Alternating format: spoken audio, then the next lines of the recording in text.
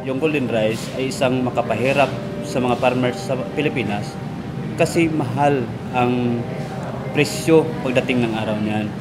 At isa pa, sila mismo ang magkokontrol ng binhi. So ibig sabihin, kung pag-uusapan natin ang golden rice, ay hindi talaga siya makatulong sa mga farmers.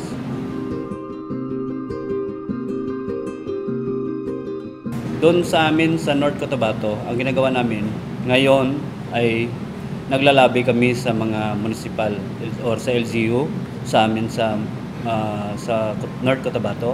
Pangalawa, nagbibigay kami ng mga information drive or yung mga education sa lahat ng mga tao, lalong-lalo na sa mga farmers, para malaman nila kung ano ba talaga ang ibig sabihin ng golden rice.